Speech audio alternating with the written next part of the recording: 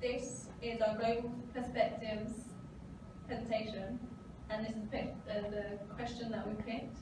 To what extent is globalisation leading to cultural convergence between countries in the modern world, and what are the consequences of this? Our group is 5 of us. I'm Alicia. I'm Kiani. Valentine. I'm Renelle. I'm Mayo. And we are basically going to be showing you our research and what we've found.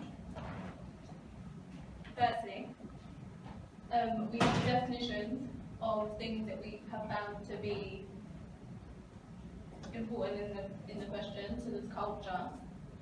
This is the behaviour and beliefs, and the belief characteristics of a particular social, ethnic, or age group. So Brazil was colonized by the Portuguese, and Brazil was one of the world's rising powers and part of the BRIC nations, including China, India, Russia, and South Africa. Sao Paulo is one of the fastest growing cities in the world and described to be Brazil's New York, Chicago, and Detroit, all in one, with a population of 6 million people. The 2016 Olympics was held in one of Brazil's main cities, Rio de Janeiro. Brazil's trade. The Colombian exchange brought new ideas and customs to the Native Americans. For example, landholding, world government, food, plants, and animals. Brazil is currently one of the world's leading exporters of sugar, iron, coffee, and beef. Globalization has led to Brazil having a strong export market, which is accounts for more than a quarter of Brazil's GDP. Brazil economy. Globalization in Brazil had a positive effect on Brazil's economy that has led to a reduction in poverty and increase in employment rates, as well as a rise in the standard of living and a widespread of multiculturalism. In the 1940s, Brazil made the shift from being a majority rural society to urban, including small cities and large population centers in places like Sao Paulo and Rio de Janeiro. This has caused some problems as cities aren't growing fast enough. The increase of globalization and the shift in cultural convergence in Brazil has resulted in an increase in trading and exporting goods to neighbouring countries and international businesses across the world to countries like China. Okay, cultural convergence also had an impact on Brazil socially. In 2016, Brazil was home to the 2016 Olympics. The Olympics was broadcasted all over the world and this exposed the Brazilian culture to the rest of the world. In turn, lots of tourists were also attracted to Brazil around that time when they got to embrace the Brazilian culture firsthand. Another social impact would be that Brazil was colonized by the Portuguese, and even after their independence, Portuguese still remains Brazil's most dominant language. As well as this, the Portuguese also brought to Brazil their Roman Catholic faith, and this also remains the most dominant religion in Brazil today. The Colombian exchange created a Latin American culture through the exchange of goods such as tobacco and corn. This now brings us on to a second case study, which is South Africa. South Africa is a really diverse country. It was colonised by the Dutch in 1652 and then the English in 1795. South Africa has 3 capital cities and uses 2 different currencies, the US dollar and the rand. As I said, South Africa is a very diverse country. There are around 76.3% of the population which is made up of black people, around 12.7% of the population is made up of white people, 8.5% of the population is coloured, and the remaining 2.5% are Asian.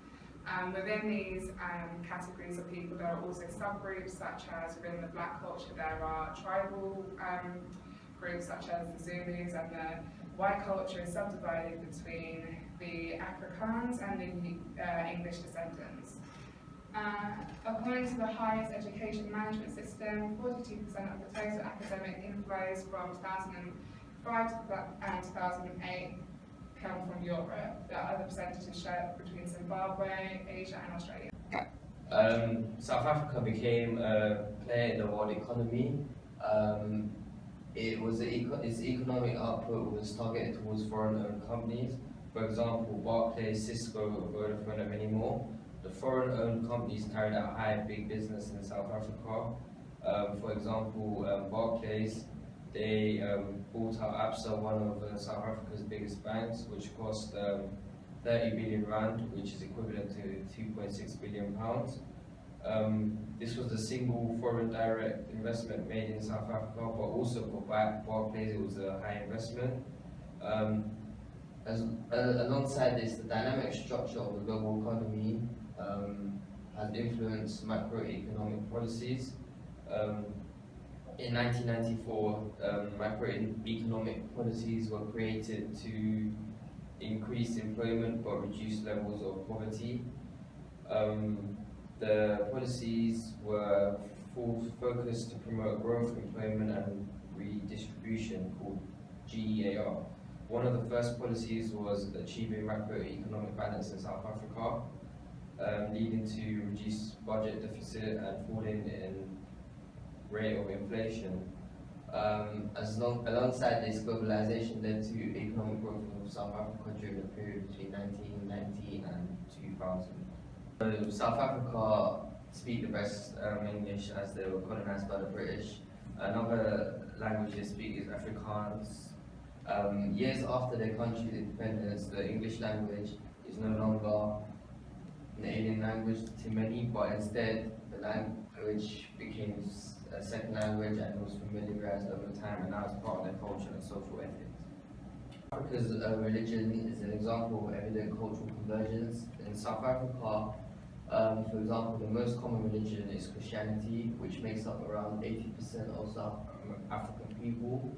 Christianity historically is a Western religion, and it can be suggested that through the exposure of the world and its dominant religion through the colonization of the British, as well as the media.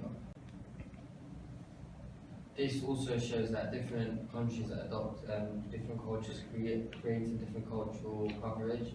As in North Africa, Islam is the most practiced religion, being practiced by around 89% of North Africa. Right, now I'm going to talk about globalisation-led cultural convergence and the consequences of this, starting with positive consequences. So cultural convergence could potentially create greater community cohesion as people adapt to one another's cultures. It could also lead to people with different values, lifestyle choices, religions, to come together and become educated about other people's backgrounds.